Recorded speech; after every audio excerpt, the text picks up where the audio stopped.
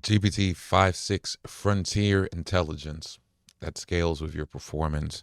His official boys, GPT 5.6 officially been released to the public. And quick summary, it is good.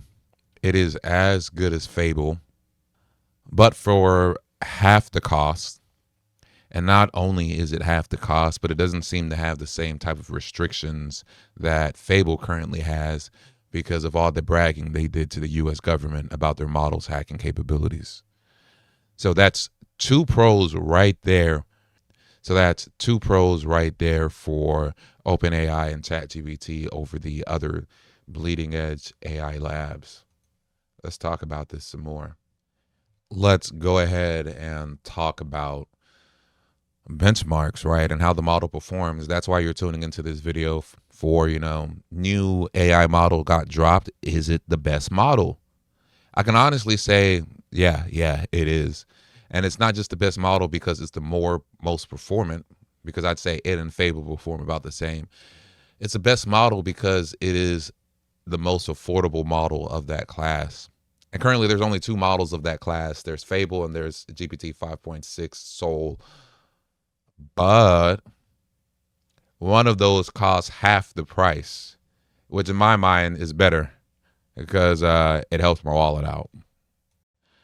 I normally don't talk about AI benchmarks on this channel, and that's for very good reasons.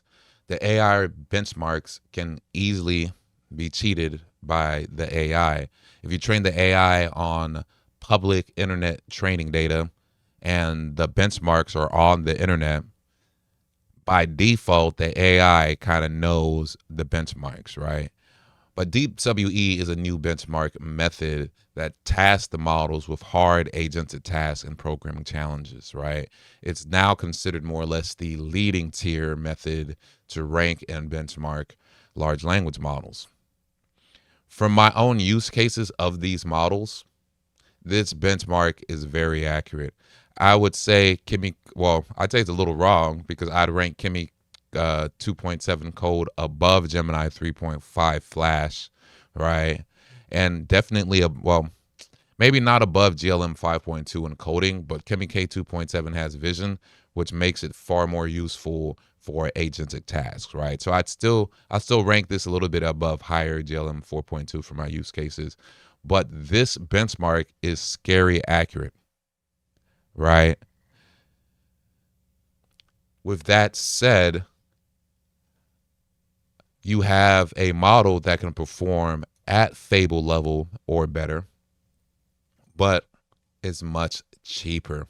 And not only that, the average cost for it to complete its task is also much lower as well, right? When you're running agent models, there's a couple things that go into the models. There's how smart the model is. Can it even get the job done? How many tokens does it burn to get the job done? That's also another thing you have to consider as well.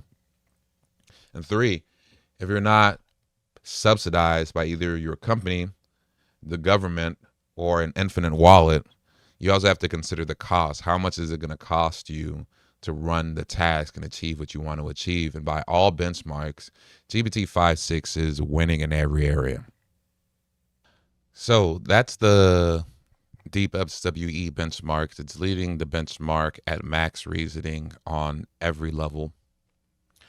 Let's proceed from there and talk about my personal use cases. I use ChatGPT 5.6 to debug the small CTL harness to build this current UI you're looking at. What do you think? How did it do?